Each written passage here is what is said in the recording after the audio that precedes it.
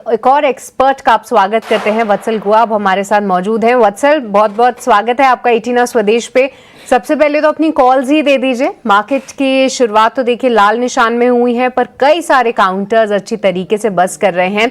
आपकी नजर कौन से स्टॉक्स पर है? तो सबसे पहले मेरी जो ओपनिंग ट्रेड रहेगी वो रहेगी फेडरल बैंक पे। फेडरल बैंक को 273 पे बाय किया जा सकता है। 258 का एक एसएल लगा के चलना होगा। जो टारगेट मैं एक्सपेक्ट कर रहा हूँ वो 285 और 290 के टारगेट्स में एक्सपेक्ट करके चल रहा हूँ।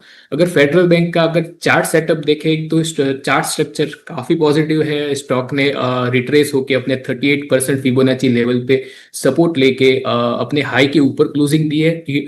वीकली चार्ट देखें तो वहां पे हमें एक हिडन बुलिश डाइवर्जेंस बनता हुआ दिख रहा है, जो कि इंडिकेट कर रहा है कि जो एक तेजी बनी हुई थी वो आगे भी जारी रह सकती है। तो मुझे लगता है कि फेडरल बैंक है जहां आपका चार्ट स्ट्रक्चर पॉजिटिव है, तो लॉन्ग करके चला जा सकता है फेडरल बैंक में। तो ये रहेगी ओपनिंग ट्रेड मेरी फेडरल बैंक पे। फेडरल बैंक यहां पर लॉन्ग करके आप चल सकते हैं। लगभग 1.5% की तेजी आप ऑलरेडी देख रहे हैं। 285 के यहां पर वत्सल टारगेट्स लगा के चल रहे हैं। कुछ स्टॉक्स पर एक विप्रो पर राय नहीं ले पाए थे।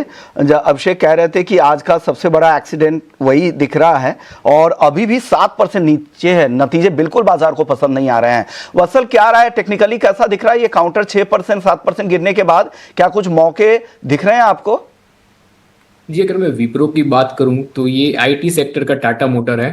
एक्चुअली काफी वीक चार्ट सेटअप है विप्रो का चार्ट सेटअप एक अच्छा बन रहा था। स्टॉक एक डाउन ट्रेंड, एक बेस फॉर्मेशन के बाद अच्छा स्टॉक अपने शॉर्ट टर्म मूविंग एवरेज के ऊपर सस्टेन कर रहा था। बट आज एक ब्रेकअवे जो एक गैप के साथ सभी सपोर्ट तोड़ दिए और उसके साथ स्टॉक ने अपने 200 डेज मूविंग एवरेज है जो कि प्लेस था 252 के लेवल्स के पे, उसको भी स्टॉक उसके नीचे ट्रेड कर रहा है स्टॉक पर। हालांकि एक पॉजिटिव थिंग हमें ये देखने को मिली है कि हमें के नीचे के लेवल्स से थोड़ी बहुत बाइंग देखने को मिली है, but we are just beginning the session.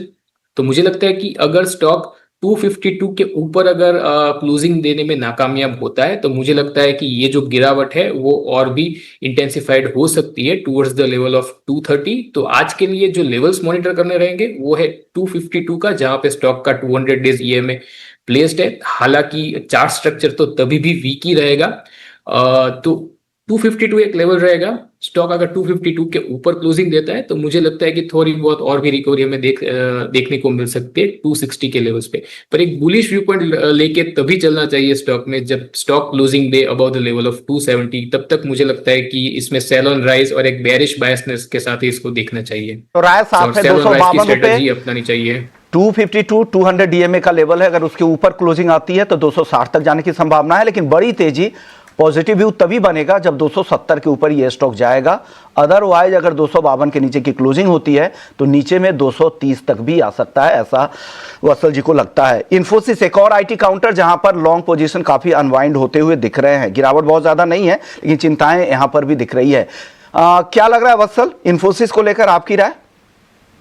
तो इन्फोसिस का जो चार्ट स्ट्रक्चर है वो इतना खराब नहीं लग रहा है। हालांकि स्टॉक एक राइजिंग चैनल था जो जहां पे स्टॉक ने एक ब्रेकडाउन दिया था, तो वापस से स्टॉक उसी राइजिंग चैनल के अंदर एंटर हुआ है।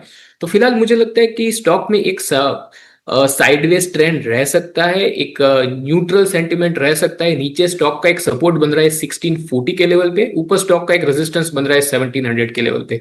तो 1700 के लेवल के ऊपर अगर स्टॉक सस्टेन करता है फिर हमें यहाँ से एक अच्छी रिकवरी नहीं, रिवर्सल भी देखने को मिल सकता है, एक सस्टेन अप ट्रेंड देखने को मिल सकता है। तो फिलहाल जिस लेवल को आपको मॉनिटर करना रहेगा वो है 1700 का लेवल और नीचे सपोर्ट के तौर पे 1640।